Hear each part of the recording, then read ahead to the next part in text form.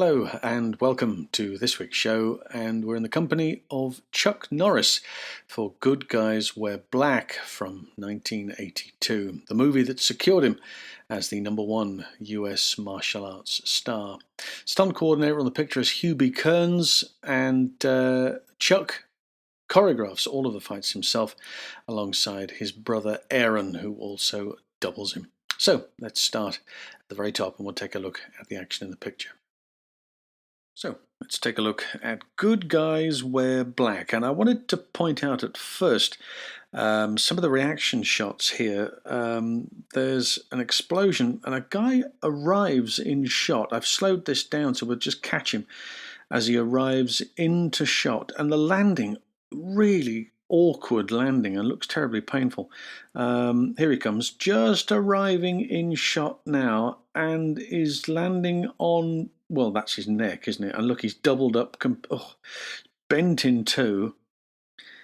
And that's not a soft landing by any state of the imagination. I know they're filming this in the Squaw Valley in California. It's supposed to be Vietnam, but he's rolling about in a great deal of pain, I would have thought. Here's another one, and this one slightly different. There's obviously an explosion, and this is a reaction to an explosion. You don't see a flashbang go off, and maybe it's just the edit, but obviously he's reacting to an explosion going off, and it's kept in the picture. Comes over the top of comes over a bank. There's a bit of smoke behind. Comes over, starts over rotating, and is going round to land on his right side, tries to correct it, and effectively lands on his face in the water. I mean, again, not the sort of thing you wouldn't want to do it more than once, particularly after if that was your first attempt and they've kept it in the picture. But there's a lot of, I must say that the sets they've created here is another one. Guy falling through a tree and getting hung up. But there's a lot of fire in this sequence. As I said, they've taken a very large area of this Squaw Valley, and they've created this set. And if it'll burn, they're going to burn it. I mean, there's no two ways about that. These boys are chucking explosives about all over the place. That's a big one as well. A lot of heat everywhere, and very realistic.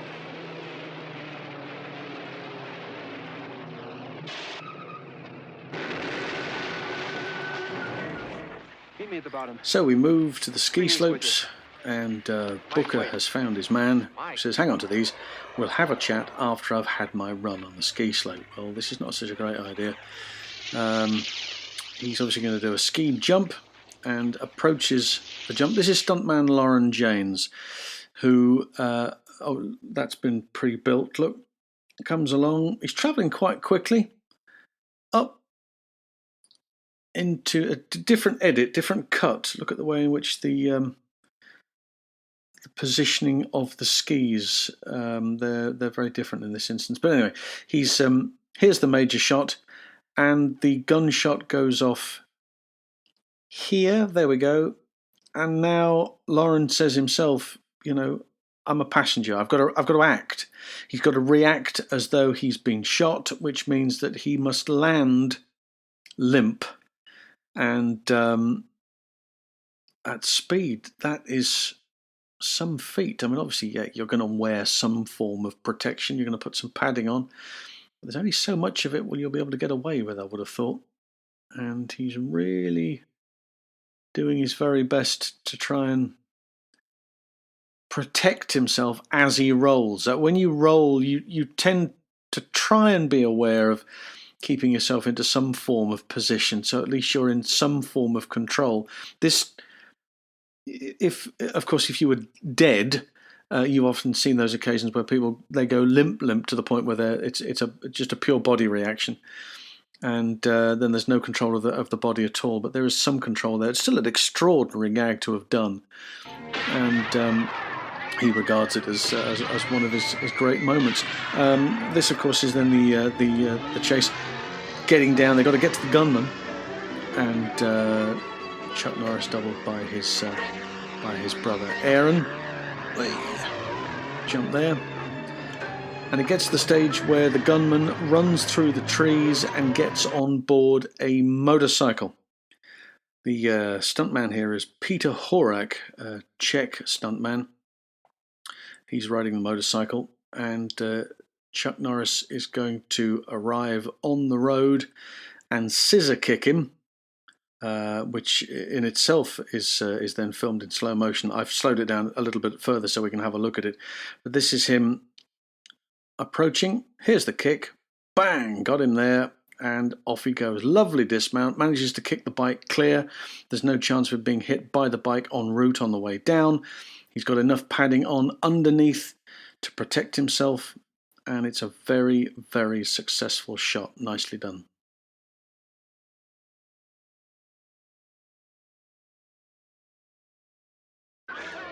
So here is the airport sequence, and possibly the most famous sequence in the movie.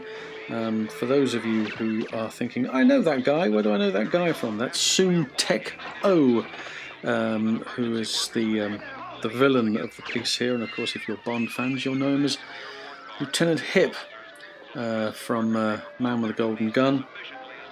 And he is doubled in this particular sequence, I believe, by Kim Kahana. So there is terrific fight that goes on between Chuck Norris. And of course, Chuck and his brother Aaron, they choreograph all of these fights.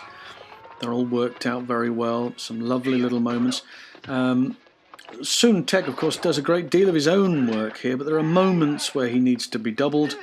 This moment here, for instance, is one of them, where he's flipped over onto the floor. That's Kim Kahana. But great reaction shots, really well done. And of course, ultimately, this then leads up to the major gag in this particular sequence, which it's a little odd, but at the time, of course, I guess was maybe looked upon as very special indeed. He gets into the car. This is a nice little moment too, as he's driving away, and way catches the bloke on the way past. Jumps out of the way, just jumps out of the way, spins the car, and then comes back. Now, this is Aaron Norris doubling his brother very clearly, right? Now, this is a tracking shot. So the camera is tracking from left to right. The car is stationary. It is not moving. He is jumping onto the car. This shot, of course, is a shot of of Soon Tek. There's a different camera position giving the impression the car is moving. It's not. And he's replaced by a dummy in the driving seat there and is crushed. So I suppose when you put the whole thing together, it gives the impression that the car's driving and he's arriving, and then the point of contact is actually very fast indeed. But the beauty of cinema, and it's the shot that everybody remembers. It even went on the poster of the movie.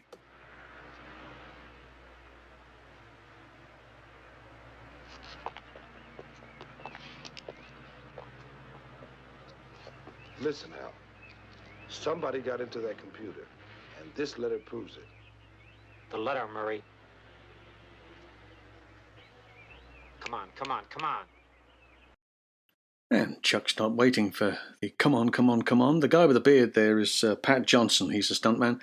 The guys that they're fighting here, there's Eric Lee and Aaron Norris.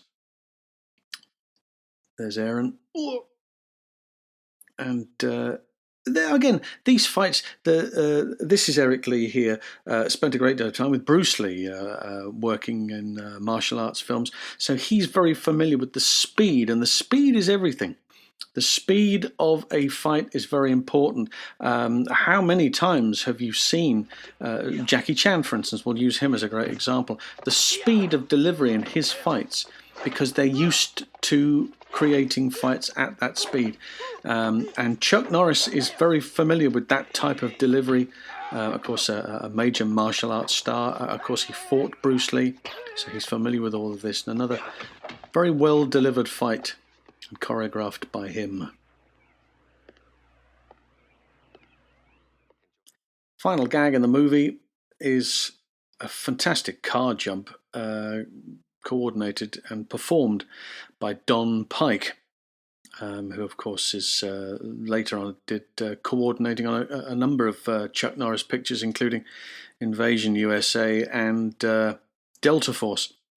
But this involves a limousine, and limousine here going out of control, bouncing from one side of the road to the other.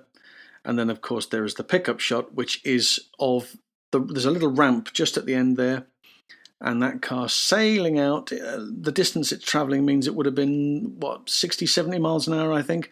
Bang, there's the impact as it hits the water.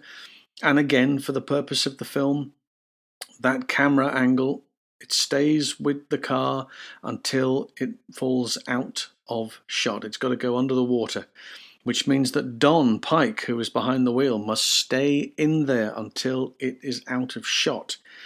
There'll be divers in the water, and they will be prepared to give him thumbs up when the director says, cut, okay, we're good, thank you. But he's got to be there the whole time. And they would have worked out, of course, the depth of that water. Is it viable for the vehicle to get to the bottom, to settle, which is often easier before the windows are either brought down or there's a way of getting out of the vehicle. And of course, then Chuck picks up the shot because he's the survivor from this and swims to safety and to fight another day.